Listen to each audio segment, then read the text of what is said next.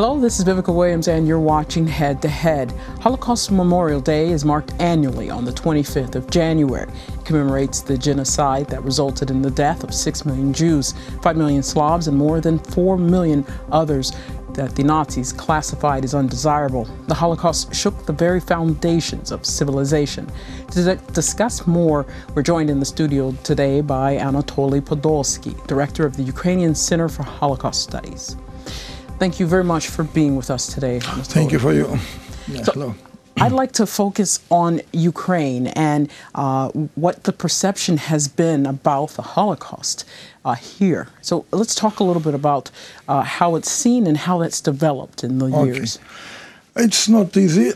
In my country, with Holocaust Memorial Day, the country joined with this day last 10 years. Civic society, non-governmental institution, education and research institution joined this commemoration day last decade, last 10 years.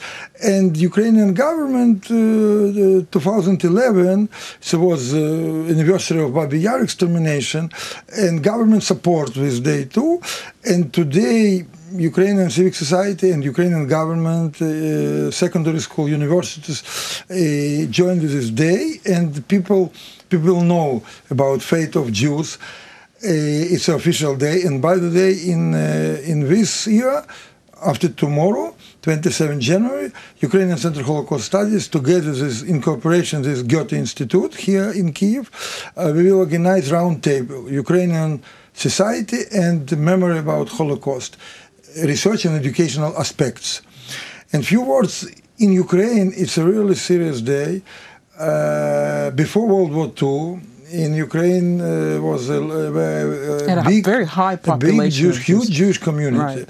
More 2 million people. Today, less 100,000. Mr. Hitler and Mr. Stalin kill a lot of Jews together. And Ukrainians and Ukraine has very uneasy reconciliation with the country's history during this time period. How do you think textbooks now handle that here in the country? It's really serious questions. My country, step by step, go to democratic way. And Holocaust history as a Golodomor, great famine, or Stalin crimes against people, it's a part of Ukrainian history. Ukrainian Jewish community, they lived here. It's a motherland for Ukrainian Jews. And today, commemoration Holocaust, it's a part of Ukrainian history. And in textbooks, today this topic exists. And of course, exist difficult aspects of, for example, collaboration or right among the nations during World War II. But this topic, after collapse Soviet Union in Ukraine, open discussion, Holocaust teaching, Holocaust studies. And example, my institution, I represent Ukrainian Center for Holocaust Studies, research educational non-government institution. We publish textbook, we publish scholarly journal, for example, Holocaust and Modernity, studies in Ukraine and world. And anyway, it's a difficult story. From 1941 till 1944, 1,500,000 people exterminated. It's Ukrainian Jews. It's a women's, it's a men's, it's a children's. It's a part of Ukrainian history. And of course, German politics, Third Reich, German SS and Hitler, it's a racism. And of course, one hand, fate of Ukrainian Jews during World War II, it's a part of European history, part of history of European Jewish communities, as a France, as a Netherlands, Germany, Poland. And second hand, fate of Ukrainian Jews, it's a part of Ukrainian history. And we need to speak open. Today, this topic open for discussion. During Soviet time, forbidden at all discuss about this. Forbidden discuss about Golodomor, about genocide from Stalin. Forbidden at all. Today, open, of course. And step by step, this topic incorporate in school curriculum. Yeah.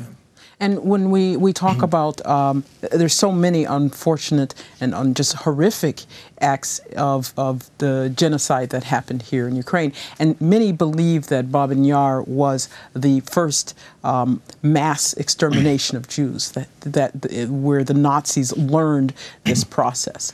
And for a very long time, Babyn Yar, there wasn't a lot of, as you said, in the Soviet period, until quite recently. When did this start to become really recognized as here in Ukraine? You're right, 100%. Babyn Yar is a symbol of Holocaust in Eastern Europe, first of all. In Kyiv, it's an example. During Soviet time forbidden, I know Jewish families in Kyiv from my childhood. People, their relatives, sisters, brothers, mothers, they exterminate in Babyn Yar. And they afraid visit. And Soviet militia, Soviet government forbidden people. After collapse Soviet Union, after 91, it's a commemoration place, and during Ukrainian independent time, people visit to this place. But challenge today, how safe memory about victims of Babyn Yar.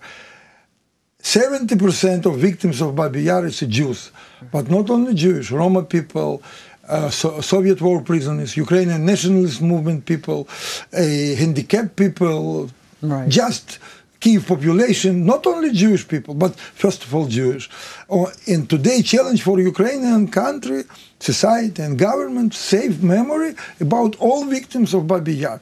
And what you told, as a historian, it's of course terrible. It's a mass murder, 30 September 1941. It's SS months. It's a German Wehrmacht and the Einsatzgruppe SS kill people, and local policemen support them. It's true. It's open for discussion. But it's not first.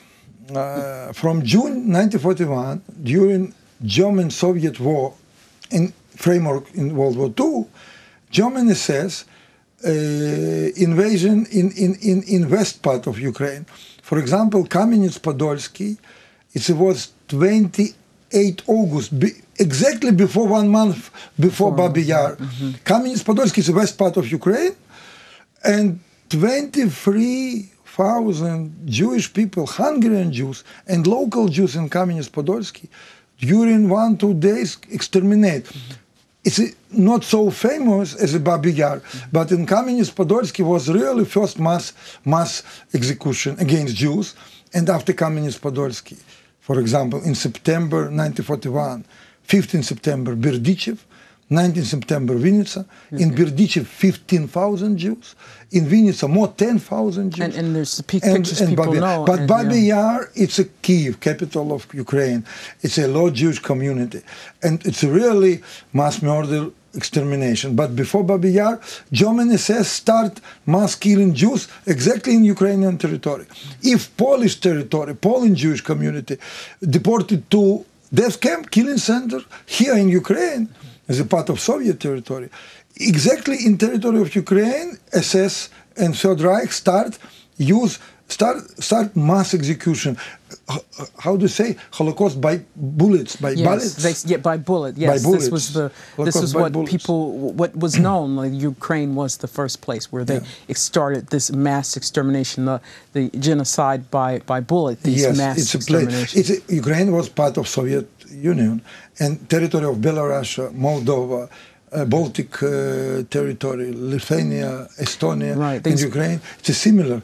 After June 1941, German SS and Wehrmacht start mass killing Jews exactly in place, Holocaust by bullets. And where, and if we talk about today, what kind of museums or memorial places are there in and around Ukraine, not just Kyiv, to remember the Holocaust? You're right. It's a very important, it's a challenge for modern Ukraine. We need safe memory.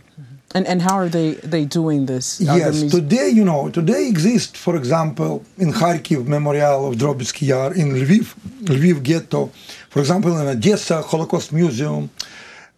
But everything, or 95% of this institution for commemoration, it's a civic society. It's a non-governmental initiative. It's a challenge for my government. Join this private foundation and start support to create memorials and museums. Today in Odessa, in Kharkiv, in Lviv, in small cities, not only in Kiev, exist Holocaust museums or memorials. But it's an initiative of local Jewish communities or together with civic society institutions. But where is government? Government must join this process, commemoration process. It's a very easy approach. We not save memory about Jews. We save memory about Ukrainian history. Jews is a part of Ukrainian history. It's a need to understand. Yes, civic society and Ukrainian society, and for example, teachers, students, scholars, we cooperate with people. They, of course, understand and they educate, they learn this topic as a part of own history. Yes. But now, challenge for government. Well, and we hope to see some development in this coming year. Thank you so much for being with us, and thank you very much for discussing how the Holocaust has impacted Ukraine and how Ukraine is still working to deal with this. Thank you. Thank you so much. That was Anatolii Podolskyi, director of the Ukrainian Center for Holocaust Studies. Thank you for watching, and stay tuned with UATV for more.